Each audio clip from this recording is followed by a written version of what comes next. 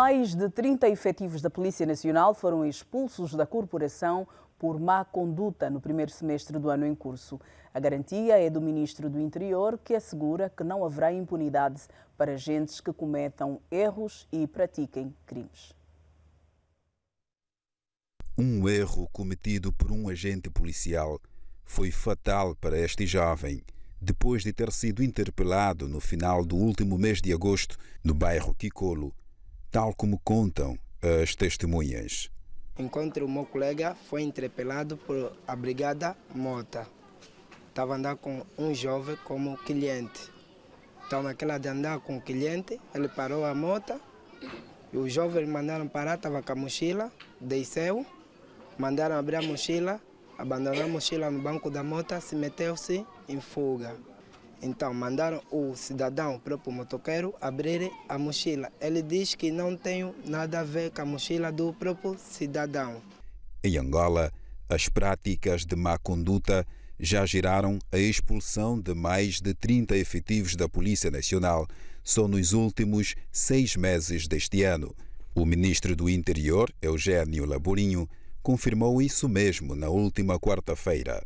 A Polícia Nacional, enquanto órgão do Ministério do Interior com mais efetivos, expulsou 46 efetivos em 2023 e 32 no primeiro semestre do corrente ano. Portanto, o Ministério do Interior e os seus distintos órgãos estão comprometidos a respeitar a Constituição da República de Angola, bem como promover, defender os direitos humanos e o exercício da cidadania. O ministro do Interior entende que é necessária a contribuição de toda a sociedade para um ambiente mais tranquilo no país. Vamos começar a olhar para esta matéria. Dr. Balixionga, boa noite. Mais de 30 efetivos da Polícia Nacional foram expulsos da corporação no primeiro semestre deste ano por má conduta. Que entendimento é que tem sobre esta informação? Boa noite, Leda. Informação oficial. Sim, boa noite, Leda. Boa noite, Paquis. Boa noite, telespectadores em casa e agora também no exterior, por via da TV Zimbo. Leda, é uma informação importante no sentido de percebermos o que é que acontece dentro da Polícia Nacional, principalmente nos recantos que nós normalmente não temos acesso por informação oficial, pública e publicada, que é: a Polícia Nacional tem um código de ética e de conduta, e aliás a Polícia Nacional e os agentes da Polícia Nacional têm uma responsabilidade para com o país que não é igual a todos os agentes, por exemplo, da função pública.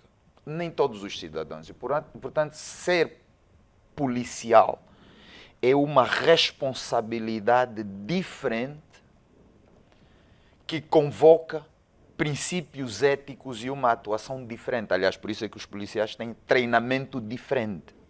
Não são como qualquer funcionário. E ouvir, por exemplo, Leda, 30 funcionários expulsos, nós estamos quase próximo dos funcionários da polícia que foram expulsos o ano todo passado, só nesse semestre. O que significa que terá aumentado a indisciplina dentro da polícia e os órgãos próprios da polícia estão a atuar em conformidade. Agora, também, Leda, este dado é fundamental para percebermos que o policial também é um ser humano. E nós, e disse o ministro e bem, para mim é uma nota muito importante, que a questão da segurança não depende só da atuação da polícia, também depende de nós, no sentido de que há determinados erros cometidos pela polícia que são motivados por comportamentos até inesperados de cidadãos, como é por isso. Não é expectável, Leda, que um cidadão, por mais razão que tenha, por exemplo, levante a mão contra um policial. Não é expectável isso em nenhum lugar do mundo. Então, quando isso acontece, também, em alguns casos, convoca uma reação quase inesperada do policial. Eu penso que é importante que as organizações, de quanto em quanto, porque são as organizações que movimentam, até moldam o comportamento dos seus associados, de quanto em quanto conversem com a polícia, essencialmente porque, Leda, a polícia também precisa aprender a lidar com o cidadão num período em que nós temos alargadas as liberdades. Nós não temos o mesmo país de 1991 e anteriormente, onde temos cidadãos como os cidadãos têm uma série de restrições. Não. Nós temos cada vez mais liberdades e essas liberdades convocam uma atuação muito diferenciada da polícia. Obrigada, Dr. Balixionga. Dr. Albino Paquice, boa noite. O assunto é o mesmo, a questão a má conduta por parte de alguns efetivos. Pede-se normalmente por parte da liderança do interior que não se confunda a postura de um agente com a postura da corporação, mas o certo é que a população castrense, o nível de exigência acaba por ser maior. Sempre foi assim e a tendência é que isso não mude. Pois, não muda. Boa noite, Leda, boa noite, Tobali, boa noite, Angola e Portugal. Penso que sim, mas o agente é parte da corporação. Eu tenho feito espécie que foram agora, efetivamente foram expulsos 10 agentes da corporação, mas eu em nenhum momento ouvi falar, portanto, da demissão de um comandante da polícia ou então de uma pessoa, de um agente, portanto, de uma figura responsável pela Polícia Nacional. Porque o mau comportamento da polícia é comparticipado por aqueles que são os altos dirigentes da polícia. Não estou a citar nomes, não é essa a ideia de citar nomes, mas é muito importante que o comandante, portanto, o ministro do Interior, Júnior Lourinho, quando fala sobre o mau comportamento da polícia, faça uma espécie de meia-culpa, porque se nós formos ver no orçamento, na rúbrica do Orçamento Geral do Estado, uma parte considerável do dinheiro é alocado para o Ministério do Interior, que devia ter melhores condições, devia ter mais formação, devia ter, portanto, os polícias deviam, portanto, efetuar a sua atividade com melhores condições. Nestas conversas que nós temos tido com vários polícias, a grande verdade é que muitos deles estão com faltas de botas, estão com faltas de comida, estão com faltas de fardamento. Não estou a dizer que isso justifica o mau comportamento da polícia, não é o que estou a dizer, mas estou a dizer que se os comandantes das províncias e municipais, e o ministro do Interior e outros nacionais cumprissem aquilo que são as responsabilidades para com a polícia, as condições da polícia, nós talvez não tivéssemos tanta expulsão por conduta indecorosa dos nossos polícias. Mas há notas rápidas que hoje toda a gente, desculpa que use a expressão desse jeito, doutora Paquice, hoje qualquer pessoa entra para a Polícia Nacional. Pois, mas aí depois... Que ideia que lhe dá esta expressão? Tem sido recorrente entre as pessoas? É que os critérios para se entrar na Polícia Nacional não são claros. Não é? Os critérios para se entrar na Polícia Nacional não são claros e muitas das pessoas que efetivamente têm tendência para a delinquência, inclusive, fazem parte da Polícia Nacional. Nós não podemos ter medo disso. Em certos casos, nos nossos bairros e nas nossas ruas, nós temos medo da polícia, porque a polícia, portanto, em alguns casos, parece mais ameaçadora do que o próprio marginal. Este é um problema depois que, portanto, o ministro e a própria corporação deverão verificar naquilo que diz respeito à formação da nossa polícia. Isto é verdade, nós precisamos de formar melhor a nossa polícia, porque, estando de acordo em parte com aquilo que diz o Dr. Balixionga, é verdade que muitas pessoas insurgem-se contra a polícia. Mas as pessoas, em alguns casos, insurgem-se contra a polícia por conta da postura do próprio polícia. Daí que, se por um lado tem que haver uma maior formação e melhor formação dos nossos polícias, por outro lado tem que haver uma melhor postura da população. Mas eu estava agora a dizer que portanto, uma parte dos polícias que vão ser expulsos, que foram expulsos da corporação, é por conta da recepção de dinheiro, portanto, de desvio de coisas, ou seja, estão com muitas necessidades. Os nossos polícias não se justifica que cometam crimes. Daí que o ministro diz bem, não vai tolerar, portanto, mau comportamento. Mas os nossos polícias, se tivessem as condições que deviam ter e que, em alguns casos, vão para os comandos provinciais, se tivessem tudo aquilo que é necessário, é muito simples nós passarmos pela rua e ver um polícia que certamente está todo dia e não comeu nada. Quer dizer, uma pessoa nessa condição é muito propensa ao mau comportamento. O que quero dizer é importante que os polícias tenham um melhor comportamento, até aí está tudo muito bem, mas... Sentido, peço desculpa, lhe parece que faz algum sentido que um cidadão que tenha, no que está a dizer, que tenha sido extorquido, não se possa queixar porque o polícia tem dificuldades? Lhe parece isso sensato, até mesmo dizê-lo em televisão? Doutor Balio, o que quero dizer é... Deixa-me só tirar essa parte. É que nós também temos que ter alguma responsabilidade ao tomarmos determinados posicionamentos. Eu, o cidadão, tenho mais condições que a polícia. Quer dizer, eu estou a fazer um esforço, eu estou a fazer o meu negócio, estou a fazer o táxi, ok? E do pouco que eu procuro garantir para a minha família, o policial, porque não tem botas, porque não tem condições, vai extorquir-me a mim. Mas isso faz algum sentido? Não pode parecer. Aliás, tenho que complementar essa frase. Não, é assim. Tenho que complementar esse pensamento. Temos que compreender. Tenho que aliás, complementar esse por pensamento. isso é que quando a Leda diz qualquer pessoa entra para a polícia, estamos completamente de acordo, discordando que não deve ser esse o critério se for. Por quê? Doutor Paquis e os telespectadores, policial não é qualquer um. Professor não é qualquer um. Quer ter mais dinheiro, tem poucas condições. Faça o que todo mundo faz, que é criar o seu próprio negócio, arranjar. Não faça da corporação um lugar para ganhar dinheiro extra. Não faça isso. É muito mais fácil dizer assim, não há condições, eu entrego a minha farda e vou fazer outra coisa.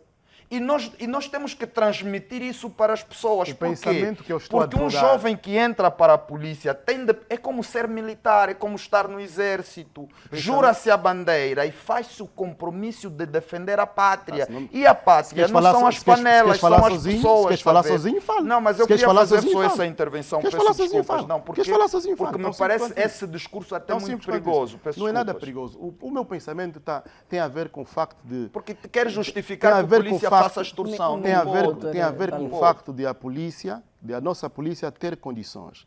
Em alguns casos, eu falei portanto, da rubrica do Orçamento Geral do Estado, onde nós temos muito dinheiro alocado para o Ministério do Interior. Portanto, em alguns casos não se justifica que a polícia trabalhe como trabalha. Tão simples quanto isso. E qualquer um de nós passasse todo o dia na rua, tinha muita dificuldade depois, inclusive, em realizar o seu trabalho. Quero dizer, a polícia tem mais condições, tem de ter mais condições para poder exercer o seu trabalho com efetividade, tão simples quanto isso. Estamos de acordo. É só isso que eu estou a dizer. Agora, não estou a justificar que com as mesmas condições fazem um bom trabalho, Leda. Não estou a justificar que os polícias extorcam qualquer um. Jovens não estou a dizer isso. Que fazem muito bom trabalho. Eu já fui interpelado por policiais jovens que, até em determinadas condições, devia ter agido de outra forma, agiu diferentemente. Então nós temos também que elogiar esses. Aliás, só para terminar, faz muito bem o ministro quando diz assim, não devemos confundir a corporação com a má conduta. Nós estamos a falar de 30 agentes que foram expulsos, mas os policiais nesse país não são só 30, não são 100. Nós temos milhares de policiais a fazerem o seu trabalho com elevação. Vamos seguir e olhar para outra matéria. 16 embarcações de pesca artesanal foram apreendidas em Luanda quando realizavam atividade pesqueira junto às sondas de combustível. De acordo com as autoridades policiais, os acusados chegavam mesmo a acender fogo junto às plataformas de petróleo. A denúncia chegou à Polícia Fiscal Aduaneira no dia 29 de agosto. Segundo as autoridades, estes 16 indivíduos, a bordo destas 16 embarcações, estariam a efetuar a pesca proibida na zona de exploração petrolífera, ou seja, junto às sondas de combustível. Nesta imagem amadora, é possível ver o cordão de embarcações de pesca artesanal junto ao canal de exploração petrolífera. Do ponto de vista legal, não é permitido, num raio de 1000 metros, nem realizar navegação, muito menos realizar pesca. E, portanto, essas embarcações, e aqui realçar que as embarcações são artesanais, só lhes é permitido pescar até 8.000 milhas náuticas e encontravam-se a pescar a 96 milhas náuticas, com o agravante de estarem amarradas a um dos tubos da plataforma de produção, com o risco, porque tinham motores ligados, fogareiros acesos e também geradores, portanto riscos de incêndio, o que podia causar uma situação catastrófica. Portanto, um incêndio de uma plataforma daquelas não só coloca em risco a vida dos pescadores, e a vida dos pescadores já estava em risco, porque eles só podem, com esse tipo de embarcações, estar a 8 milhas náuticas, estavam a 96, mas agrava-se pelo risco de incêndio ou agravava-se pelo risco de incêndio e, portanto, o arrombo que podia ser para a economia nacional o incêndio ou a destruição de uma daquelas plataformas. Os acusados, confessos, argumentam a pesca no local com a escassez de pescado noutros pontos. De acordo com o diretor de produção da Agência Nacional de Petróleo e Gás, os danos desta atividade de pesca proibida poderiam ter sido piores. Dr. Albino Paquice, a pesca ilegal continua a ser um problema entre nós. 16 embarcações de pesca artesanal foram apreendidas, estas porque realizavam atividade pesqueira junto às sondas de combustível. O que é proibido porque existe a delimitação, existem regras e devem ser cumpridas. Quero ouvir. É completamente proibido, mas de facto há uma delimitação. Entretanto, nós temos que voltar a dizer o que já dissemos uma vez aqui, que o peixe está difícil.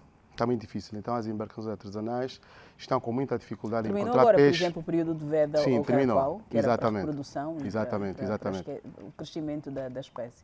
Mas a grande verdade também é que continua o problema da assistência, portanto, dos certificados de pesca. Sim. E estas pequenas embarcações não conseguem encontrar o peixe às milhas que encontravam. Portanto, eu penso que primeiro a fiscalização tem que trabalhar e depois o Ministério das Pescas tem que fazer o seu trabalho no sentido de deixar que essas pequenas embarcações naturalmente exerçam a sua atividade no sentido de poderem sustentar também a sua vida e a vida, naturalmente, toda a gente que compra esse peixe, né? Agora, pescar ali próximo da sonda de petróleo, de facto, da plataforma, isso é que não pode ser. Isso não pode ser. Doutora Balixionga, quero ouvi-lo também sobre esta questão das embarcações de pesca artesanal que foram apreendidas em Luanda.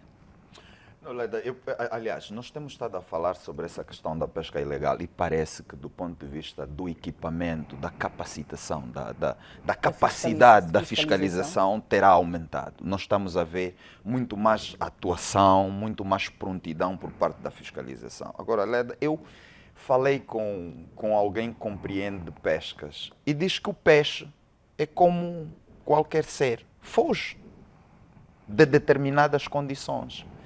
E, Leda, se nós fazemos a pesca, mesmo que seja pela justificação de sustentar as nossas famílias, nós não fazemos uma pesca sustentável no sentido de que chegou o período para pescar, pescamos, e não pescamos as crias porque depois desaparece. O peixe também não quer ser extinto, foge. E vai para lugares onde esses pescadores não chegam.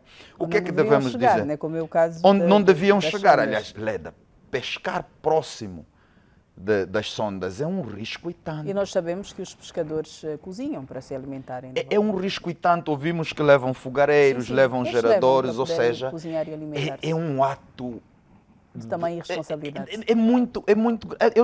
Nós precisamos, aliás, e aqui eu concordo com o Paquice no sentido de dizer assim, as autoridades precisam olhar para essa questão, não só na vertente criminal, mas também na vertente da preparação. É preciso preparar os jovens e fazê-los perceber, porque muitos deles fazem no mesmo por inocência. Veja alguém que diz assim, não, mas nós vamos até lá porque é lá onde está o peixe. Ou seja, ele persegue tanto o peixe que não vê qualquer risco, ou pelo menos não toma em consideração esse risco. Por quê? Porque pode perder a vida e não voltar mais com peixe nenhum, o que é mais grave. Mais do que perder a vida, destruir a vida de outras pessoas. Exatamente, destruir a vida de outras pessoas, destruir bens, por exemplo, investimentos exatamente, que servem milhares de cidadãos. Então, é importante tratar essa questão da vertente criminal, porque não devemos permitir que seja tudo feito à mercê das ideias de qualquer um de nós, mas ao mesmo tempo é preciso preparar esses jovens. Por quê? Porque é ali onde ganham o seu pão e é ali onde sustentam a sua família. Então é preciso ir preparando. E esse é um desafio que nós temos por causa do nível de desemprego que temos e por causa até da informalidade, da pequena empregabilidade que temos. Aliás, em relação a isso, há um navio, agora esqueço-me do nome do navio que nós temos, que é o navio angolano de investigação pesqueira, de investigação marinha, que os técnicos fazem em São Mar exatamente para observar que espécies temos disponíveis, como é que elas estão a reproduzir, como é que elas estão a crescer e a partir deste momento, e a Ministra das Pescas também falou sobre isso, a partir daí terem uma ideia de facto de quais são os locais em que existe a maior população marinha, por assim dizer, para que os pescadores possam a posterior ser orientados, mas é necessário que se cumpra aquilo que é dito pelo Ministério de Tutela E então eu gostaria que falássemos sobre isso, lembrando que há mais ou menos uma semana circulou um vídeo em que técnicos da fiscalização andavam atrás de uma embarcação em que estavam bombeiros, que também deveriam proteger os nossos mares, mas eles faziam-se passar por polícia fiscal para cobrar dinheiro de forma ilegal das grandes embarcações que estavam ilegais. Ou seja, em vez de existir uma colaboração enquanto técnicos, os bombeiros faziam-se passar por polícia fiscal para receber dinheiro. E estava o colega assim a dizer, eu fulano, eu já conheço, esse fulano fez isso. Portanto, o vídeo circulou, nós tivemos acesso a esse vídeo. Gostaria que comentasse também esta questão, uma vez que, vezes sem conta, falamos sobre as constantes violações que têm sido feitas aos nossos mares. Leda, e há uma questão aqui, essa questão que levanta é fundamental, aliás, as imagens não são boas, aliás, ouvir colegas a dizerem que é o fulano, é o Beltrano e o Cicrano que estão a fazer isso. E aqui, voltando para a questão que levantamos acima, ou seja, nós estamos a falar de pessoas da mesma corporação, provavelmente com o mesmo salário, mas que têm comportamentos completamente diferentes em relação àquilo que é a sua responsabilidade e a sua atividade.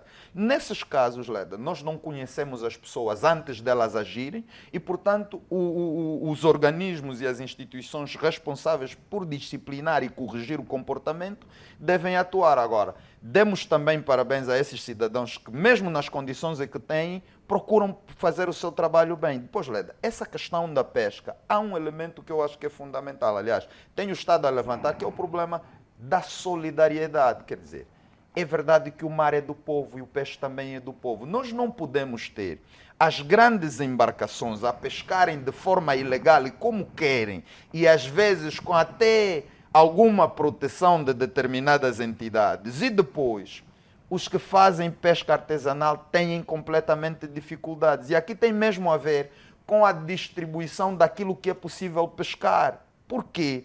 Porque, Leda, assim que as grandes embarcações também pescam, tem de ser possível os pequenos pescadores, os artesanais, também poderem pescar. E penso que aqui tem de haver uma atuação da fiscalização no sentido de dividir os... É como regular o mercado da pesca, mas no acho sentido... que não cabe a fiscalização, doutor Bali. Estou a falar do Ministério, exatamente, Não, do Ministério, no quem sentido cabe, de que se me tem der de regular o próprio mercado da pesca, porque não pode ser monopólio das grandes embarcações, até porque depois levam o peixe para outros lugares e esses pequenos artesãos têm também direito na grande maioria a pescar. das vezes. Se me der um segundo, Doutor, quer dizer, quem autoriza e as quotas de pesca, o Ministério das Pescas sabe quem é. Compreendo. A Ministra das Pescas sabe quem é que autoriza as quotas das pescas.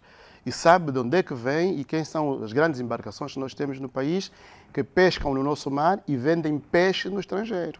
Nós aqui não conseguimos comer o peixe de qualidade, como é verdade, né? Mas o peixe é vendido lá fora, nós sabemos isso. Portanto, há uma desordem, há alguma desordem nos nossos mares. Uma vez falamos sobre essa matéria e eu propus que era muito importante que o Ministério das Pescas, para além de saber de onde é que vem a autorização para as pescas, vem de uma instituição muito importante e muito forte aqui no nosso país, também tivesse mão forte, tem que ter mão pesada. A questão da fiscalização tinha que funcionar, mas é aqui onde eu tenho defendido sempre os mais pobres, que era importante que os nossos pequenos pescadores artesanais tivessem a possibilidade de pescar as quantidades que servem para alimentar a população, porque nós não temos peixe suficiente. Como é que um país como o nosso, com uma orla marítima tão grande, não conseguimos ter um peixe de qualidade? Sim, para lá de que nós, quando falamos... Não é, eles não... Também fazem. Eles faziam isto quando usavam as grandes lâmpadas, mas isso penso que já foi proibido, mas eles não conseguem, de facto, trazer a cota suficiente para alimentar as populações cá. Sim, eu estou de acordo. Eu acho que porque o que é que eu quero dizer? Não, quando defendemos os pescadores artesanais, nós não estamos a atacar as grandes embarcações. Mas o que é que eu quero dizer é que, estando no mesmo espaço, os grandes não podem engolir os pequenos, porque os pequenos também precisam sobreviver. Mas os pequenos não podem colocar em risco o próprio espaço para pescar. É como se diz, quando tu vas à lavra, tu não levas até as raízes. Por quê? Porque as raízes vão garantir que haja mais produto. Então, se arranca as raízes, naturalmente fica sem possibilidade para amanhã. E então isso também penso que é importante fazer. Seguimos para outra matéria. Milhares de militantes e amigos e simpatizantes do MPLA saíram sábado à rua em todos os municípios da província de Luanda para expressar apoio incondicional ao líder do partido, o presidente João Lourenço, e à nova divisão político-administrativa do país. Este foi o retrato da cidade capital neste sábado. Os militantes, amigos e simpatizantes do MPLA responderam ao chamado para a marcha de apoio ao líder do partido, João Lourenço, exibindo cartazes e evocando cânticos de carinho e apreço sob o comando do número 1 dos camaradas na capital. Este é o motivo que nos reúne aqui.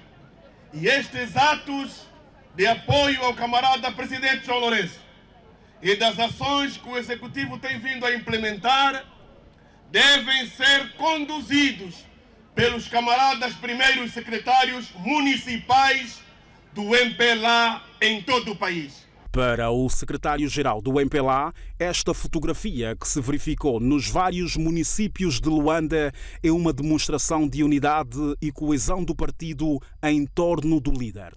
Os militantes estão na rua para saudar essa iniciativa do nosso partido, mas apoiando o líder. Nós é que elegemos o líder em 2021.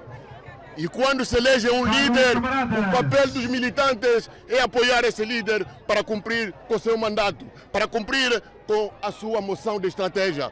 É isso que os militantes do MPLA quiseram demonstrar para o mundo, para Angola e para a nossa sociedade. A marcha foi igualmente realizada em apoio à nova divisão político-administrativa aprovada recentemente, aumentando mais 3 províncias no país. Essa marcha também serviu para apoiar essa decisão. Do Quilamba Quiache, Cacoaco até Catete, os militantes mostravam-se confiantes e preparados para os desafios que têm pela frente. Cacoaco está organizado, viemos deixar uma boa mensagem, uma mensagem de união, uma mensagem de coesão no partido. O secretário-geral do MPLA reforçou ainda que o Partido dos Camaradas continua a trabalhar para garantir uma vida de qualidade à população, investindo na diversificação da economia e produção interna.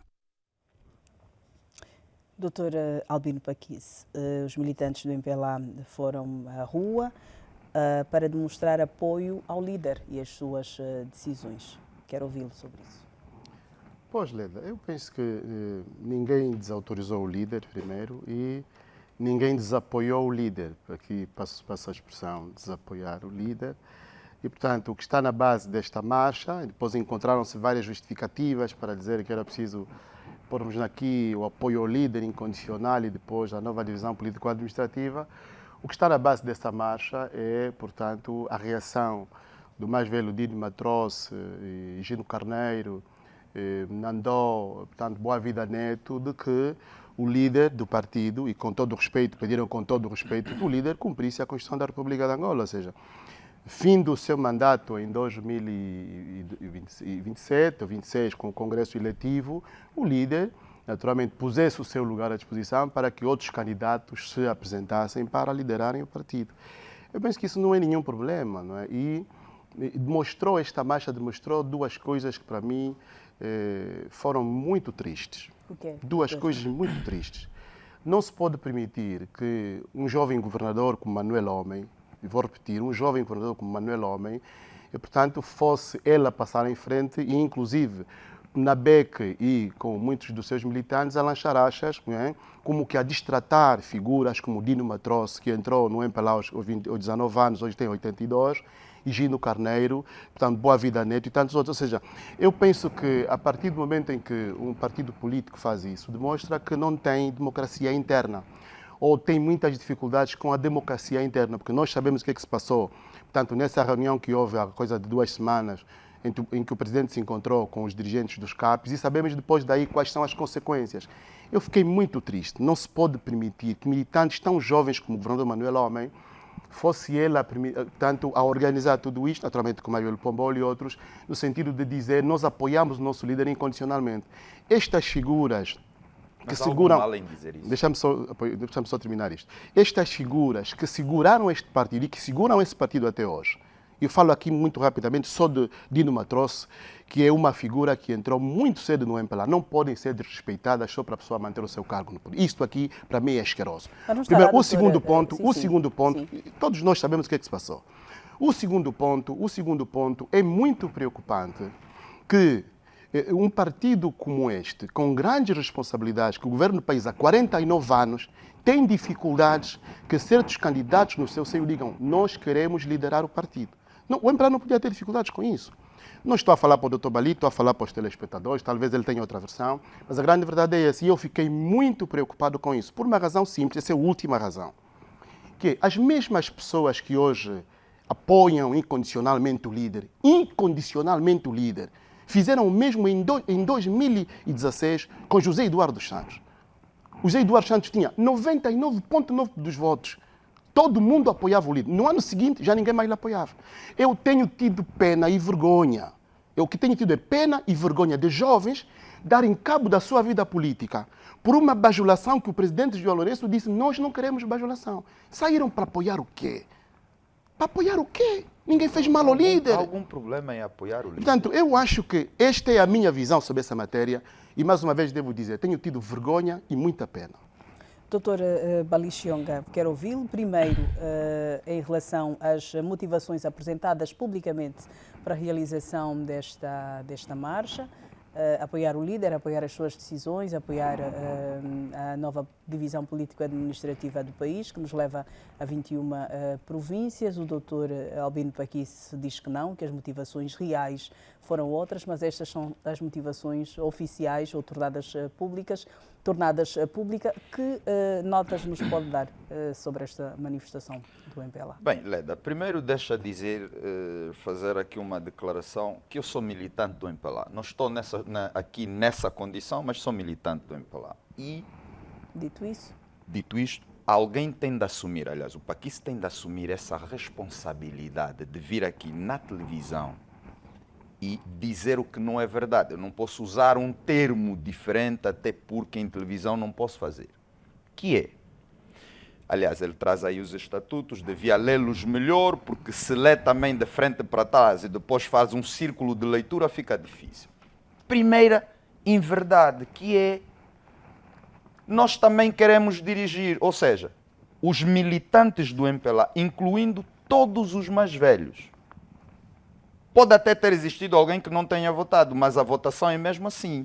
O líder do MPLA desde 2017 é João Lourenço. Quando é que ele termina o mandato? 2026 ou 27. Se termina nessa altura, completamente incompreensível que hoje, estamos em 2024, comece a discussão e o diálogo, a discussão e a birra sobre substituição. Portanto, isso até nem vem do interior do partido. Por quê? Porque algumas dessas pessoas mencionadas eu as conheço pessoalmente e não acredito que embarcariam num desrespeito aos estatutos. Eu estou a falar dos estatutos, que são o elemento guia da conduta de qualquer militante, do topo à base. O futuro inevitável, porque o mandato vai efetivamente terminar em 2027 ou 2027. Sim. Seria desrespeitar os estatutos? Não, e por isso é que eu estou a dizer, a menos... Porque internamente eu não conheço esse discurso. Deixa-lhe dizer mais uma coisa.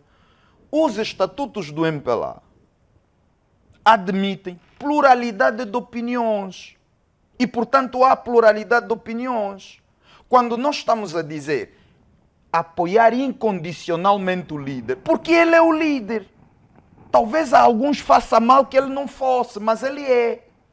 E o MPLA tem um líder, todas as organizações têm um líder. E o que os militantes fazem, nos termos dos seus deveres, é apoiar o líder, porque essa é a escolha dos militantes, e apoiar o que ele faz na condição de titular do Poder Executivo. E uma dessas coisas é a divisão político-administrativa. Compreendemos que existam pessoas de outras camisolas políticas que não concordem com isso, mas permitam que o MPLA faça o seu caminho, porque depois se levantam inverdades, têm de ser chamados a provar. Mas qual é a inverdade levantada aqui, doutor? A inverdade é essa que o Paquice acabou de dizer. Vou voltar a repetir. Primeiro, não sei onde é que ouviu porque me parece como não é militante do MPLA, nem marchou.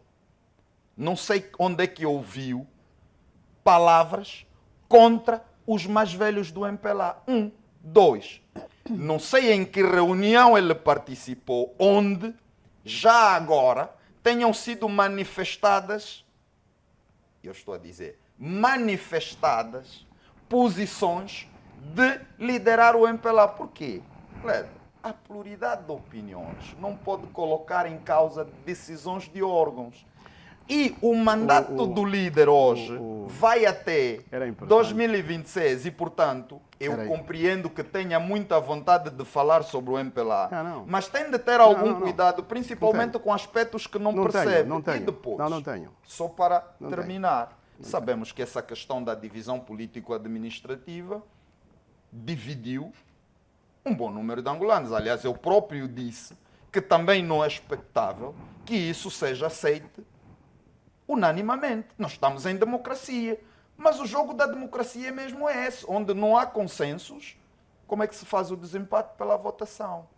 E isso é completamente normal, Leda. E, portanto, para terminar e passar a palavra, primeiro, não é a primeira vez que o MPLA se manifesta. O MPLA já se manifestou variadíssimas vezes e numa dessas vezes foi em apoio à lei contra a violência doméstica e os atos de violação sexual contra menores e, portanto, é normal que o MPLA faça manifestações. Aliás, nós estamos a falar do maior partido político no país, com um número agora muito aproximar-se dos 5 milhões de militantes. Para terminar, é normal também que aqueles que primeiro se posicionam como adversários e na escrita como inimigos do MPLA façam esse barulho no corredor. E eu penso que o próprio MPLA vai fazendo a sua caminhada calmamente, até porque tem responsabilidades para com o país. Eu gostaria, é sempre bom que a gente também leia outras coisas, né? Mas essencialmente jornais. Sobre o MPLA? Nós temos em Angola um jornal chamado Novo Jornal, que fala sobre notícias em que temos o Dino Matros e outras figuras que eu citei aqui, que fazem declarações e não foram desmentidas. Portanto, o que quero dizer é muito importante também a gente ler outras coisas, jornais, não só nas redes sociais. No Novo Jornal sobre mim que era completamente falso. Não só nas redes sociais. Estou agora a dizer isso em televisão, para dizer que mas os jornais... Não, estou a dizer... Não, aliás, eu estou agora a dizer isso. Porque, Leda, nós temos acesso a várias informações, sim, mas eu penso agora, que o mais importante... Desvaloriza o que tem sido publicado pelo Novo Jornal? Não desvaloriza. Eu estou a dizer que não sobrevaloriza. Sim, mas ao sentir-se lesado tem o direito de eu compreendo, mas... que o jornal se retrate. Não, o que eu acho que é importante não sobrevalorizar. Aliás, em relação aos meus próprios direitos, faço defesa quando eu entendo que posso fazer. Portanto, quando não fiz... Eu estou só a dizer o que guia o MPLA... aliás, porque o MPLA tem também a sua própria imprensa. Vou deixá-lo falar para deixarmos concluir. Para mim é importante que nós leiamos outras coisas e não só, portanto, nos fixemos nas redes sociais. Mas era muito importante que a polêmica destas semanas não tem sido nova divisão político-administrativa. Já dividiram, já vão dividir como quiserem, depois vamos ver se dá ou não. Mas a grande polêmica é esta da substituição do líder, ou seja, inclusive... Todos nós conseguimos perceber, sendo militantes ou não, muitos de nós conseguiram perceber que há um problema de substituição. Mas eu entendo que o presidente do MPLA, que é também o presidente da República, tem uma responsabilidade muito grande. Eu acho, muito sinceramente, mas é a minha visão. Sim, eu acho que ao invés da substituição? Deixa-me só terminar isto. Que ao invés de o presidente continuar a se rodear de bajuladores que dizem é o líder, é este, é aquele, inclusive com muitas outras notas que nós estamos acostumados há mais ou menos 30 anos, quando foi da governação do presidente Eduardo Santos, ele devia se concentrar naquilo que é o trabalho que tem que fazer. Mas e, em alguns casos, nisso. vou terminar isso, Dr. Bali, em alguns casos é preciso que o presidente perceba que o seu tempo vai chegar mesmo ao fim. Mas é curioso. Isto é muito importante. E ele não pode ter desavença com a malta interna do partido. Não lhe faz bem, por uma razão simples. Já ouviu o presidente a se pronunciar sobre essa questão da substituição? Por uma razão simples. Estou a perguntar se já lhe ouviu. Por uma razão muito simples. Por uma razão muito simples. Porque aquilo que é a vida do MPLA, aquilo que é a vida do MPLA, disse que ele é eterno. Aquilo que é a vida do MPLA, não. Quando não é tempo, não é tempo, e fora do tempo também não é. Aquilo que é a vida interna do MPLA nos interessa muito, por uma razão muito simples. Porque o MPLA nos governa há muito tempo e parte daquilo que somos hoje como país também depende do MPLA. Sim, mas para nós interessa, e eu pelo menos falo, Dr. Bali, não como militante do MPLA, mas como um angolano. Não falo em verdade. Eu falo como um angolano que não me fica bem aquilo que é a nossa realidade histórica enquanto africanos, que jovens políticos que querem manter o seu lugar na cadeira faltem respeito aos mais velhos de um partido que, embora não sendo nós daquele partido político, é o nosso partido em Angola e nós temos que manter essa estabilidade. Para nós isso é muito importante. Não nos distraiamos com essas manifestações, onde vocês também teve que... Não sei se terá valido alguma coisa. Não, fique à vontade. Por isso é que eu lhe disse, algumas dessas pessoas que são citadas agora, os mais velhos do partido, algumas pessoas... eu as conheço pessoalmente. Eu também conheço. Então Segundo, está a falar com um militante do MPLA e não coloque essa questão no saco de que os militantes do MPLA e os jovens do MPLA, pelo facto de apoiarem o líder, são bajuladores. Aliás, alguns são bajuladores. Peço desculpas para não me interromper, porque alguns não são mesmo bajuladores. Peço desculpas para não interromper, porque não interrompi. Aliás, porque espero que perceba o termo. Espero que não embarque naquilo que é as redes sociais entre bajuladores e revus. Espero que perceba o termo. Nós elegemos o líder. Temos a obrigação estatutária de apoiá-lo. Se outras pessoas, e compreendo que tenha interesse em relação àquilo que acontece no MPLA, mas não ultrapasse os seus próprios limites, não fale daquilo que não está a acontecer, até porque deve ter outra camisola que não traz. E compreende-se. Aliás, falamos disso noutros rosados. Para terminar, dizer duas coisas, Led. Quando não é tempo, não é tempo, e fora do tempo, não é tempo. Obrigada, mas nós estamos em tempo. Exatamente. Então, estamos isso em tempo de seguir para mais um assunto. Os angolanos residentes em Portugal já podem assistir à TV Zimbo, já disponível na operadora NOS, na posição 193. A cerimónia de lançamento da TV Zimbo Internacional aconteceu na quinta-feira, em Lisboa. Uma cerimónia com requintes, onde várias personalidades angolanas, portuguesas e da CPLP no geral marcaram presença para assinalar o lançamento do canal internacional da TV Zimbo. O nosso objetivo é, de facto, ir atrás dos angolanos e não só. De acordo com os dados oficiais que nos são fornecidos pelas autoridades angolanas, Portugal é o terceiro maior destino dos angolanos no mundo. A seguir, primeiro vem a República Democrática do Congo, depois a Namíbia e os países muito próximos, e Portugal é o terceiro maior destino. Daí, de facto, haver razões bastantes para nós termos que pensar em trazer a nossa emissão para Portugal. É mais um passo dado pela televisão angolana que chega agora à Europa por via da NOS. Com este passo, a TV Zimbo está, obviamente, a contribuir para que Angola seja ainda mais conhecida e reconhecida como um destino turístico, já que a sua grelha de programas dispõe de conteúdos de excelência que mostram o potencial turístico do nosso país. A TV Zimbo Internacional vai dar dimensão estratégica do Estado, que aposta na atração e captação de investimento estrangeiro, para além de permitir que os angolanos espalhados pelo mundo conheçam a realidade angolana em vários domínios. Alexandre Évora, apresentador de notícias da CNN Portugal, não tem dúvidas de que a TV Zimbo Internacional vai ocupar o seu lugar entre as grandes televisões na Europa. Vai. Cá em Portugal, ainda bem que o público é vasto, é grande. Se for com o carimbo da TV Zimbo, que tem sido sempre constante de qualidade, de aposta no que é nacional, eu cruzo os dedos que seja um projeto de sucesso. Eu acho maravilhoso. Primeiro porque eu tenho uma forte identificação com a Zimbo. Das vezes que estive em Angola, fui muito bem abraçada, há muita energia. Eu, como uma menina dos Palop, que eu costumo dizer, que eu tenho a misturinha de Angola, Moçambique, Portugal, Brasil, há uma energia fora do normal em relação a Zimbo. Eu acho que é maravilhoso trazer isto também para nós que estamos cá. A comunidade africana é enorme na Europa. Por que não trazer, não é? Construir pontes entre Angola e o mundo é a grande divisa desta aposta na internacionalização da TV Zimbo. A TV Zimbo já é internacional. A gala da apresentação pública da nossa internacionalização para Portugal aconteceu no dia 5 em Lisboa. Doutora Balixionga, quero ouvi-lo sobre isso. Como é que olha para a expansão do sinal da primeira televisão privada em Angola? Não, Leda, a TV Zimbo está de parabéns. Nós já fazemos parte da aldeia global. E muitas vezes nós consumimos muita coisa do exterior, mas precisamos também fazer com que o exterior consuma aquilo que está a acontecer em Angola. Por quê? Porque há muitos angolanos fora do país que são a extensão do nosso país e, portanto, precisam conhecer aquilo que anda aqui, que acontece aqui, mas também há pessoas que, não sendo angolanas, têm interesse na Angola. E, portanto, ter a televisão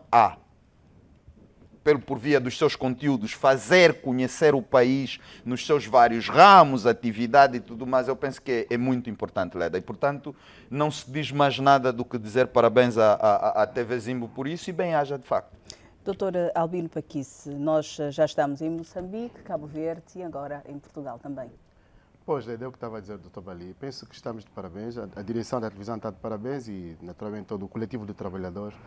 Eu que tenho estado em Portugal algumas vezes, tenho sentido de facto a necessidade de que muita gente que está em Portugal quer seguir também aquilo que é o trabalho feito cá em Angola. E a TV Zimbo, neste sentido, destacou-se como uma das televisões primeiras em Angola, privadas, que tem feito um trabalho de facto digno de nota. Então está de parabéns, penso que nós também vamos fazer parte desse trabalho de quando em quando. De resto, é encorajar toda a equipa para nós fazermos de facto esse trabalho de qualidade e apresentarmos aquilo que o país tem e também para que se possa investir aqui, naturalmente, com aquilo que são as nossas debilidades próprias, mas estamos capazes de receber qualquer pessoa que cá venha. Mas sem sombra de dúvidas, os desafios passam a ser maiores. São maiores, Leda, porque nós precisamos de avançar, Mas eu quis dizer, Dr. Bali, nós, embora até pouco tempo não nos viam em Portugal, mas aquilo que é a vida que se faz cá em Angola chega através das redes sociais. Então, ver através de um canal oficial da televisão é muito melhor e a responsabilidade também a nossa é maior, como é evidente. E também daqueles que governam o país, como é evidente. Vou aproveitar que tenho a palavra para o seu minuto. O meu minuto é dar os parabéns, portanto, queria dar os parabéns a Dom Zacarias Camoenho, que faz 90 anos de idade, e queria apresentar duas obras. A primeira obra é de Paulo Forquilha e Dongala Nas, que é Auditoria Financeira, Métodos e Técnicas de Avaliação, portanto, no trabalho. Esta é a primeira obra. E a segunda obra é do mais velho, que eu há pouco tempo citei, e que vale a pena respeitar os nossos mais velhos. Mais velhos são sempre mais velhos, nada de brincar com os mais velhos, viram muita coisa. Então é Dino Matroce, Memórias e Reflexões. Quem não leu, que leia, para perceber um bocadinho aquilo que é Angola, tudo aquilo que é a sua Constituição. Dino Matroce, por favor. Obrigado. Obrigada, Dr. Albino Paquice. Dr. Balixionga, o seu minuto. Leda, vou dividi-lo em dois. O primeiro para olhar para parabenizar o MPLA pela marcha que teve e, na verdade, reafirmar a necessidade de cerrar fileiras em torno da liderança e daquilo que o MPLA, suportando o governo, está a fazer. Por quê? Porque essa responsabilidade que o MPLA tem para com o país é muito importante. A última parte, Leda, uma tristeza. O que aconteceu em Viana, o saque daquele caminhão e o que os cidadãos fizeram, Leda, revela muito o que nós somos. E se alguém me disser, porque eu vi imagens de carros pararem e saquearem, aliás, como aconteceu em Benguela, se alguém me disser que aquilo é um problema da fome, Leda, eu espero que os donos daquele caminhão não dobrem o seu joelho para pedir do alto maldição para aquela gente. Porque aquelas pessoas, se isso acontecer, a fome dele nunca mais vai acabar. Nós precisamos compreender que é do suor do nosso rosto que comemos o nosso pão. Foi terrível aquilo. Foi terrível aquilo. Foi terrível. Obrigada, Dr. Balixionga, Dr. Albino Paquice, por nos terem acompanhado em mais uma edição da revista Zimbo neste domingo. Senhor telespectador, concluímos a edição de hoje.